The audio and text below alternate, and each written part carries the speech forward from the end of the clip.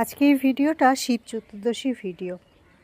আমি একটু শিব চতুর্দশীর উপোস করেছিলাম, তো মন্দিরে চলে গেছিলাম পুজো দিতে। তারপরে রাত্রেবেলা পুজো টুজো হয়ে গেলে ভোগ দিয়েছিল খিচুড়ি আলুর দম। তো আমি তো খাবো না, ছেলে মেয়েকে একটু খাইয়ে নিয়েছিলাম ভোগ। অনেক কিছু দিয়েছিল, আলুর দম, খিচুড়ি, চাটনি, পাঁপড়, বোঁদে। তারপর পুজো শেষে আমি বাড়ি চলে এসেছি। আর আমার খাবার তো এই ফলমূল আর এই সাবু।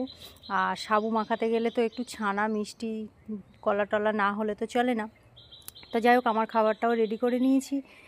আর তারপরের দিন বাসি খাবার তো খাওয়া আমার ভীষণ একটা স্বভাবে দাঁড়িয়ে গেছে। তো খিচুড়ি আমি একটু নিয়ে এসেছিলাম খাবো বলে, তো সেটাই সকালে একটু গরম করে নিয়েছিলাম। চতুর্দশীটা কেটে গেলে ঠাকুর একটু পুজো টুজো দিয়ে এই খিচুড়িটা খেতে বসেছি। তো আমার ভিডিওটা কেমন হয়েছে জানাবেন। আর এই খিচুড়িটা কিন্তু অসাধারণ হয়েছিল, অনেক কিছু দেওয়া ছিল, কাজু, কিশমিশ, বিভিন্ন রকমের সবজি। তো ভিডিওটা কেমন হয়েছে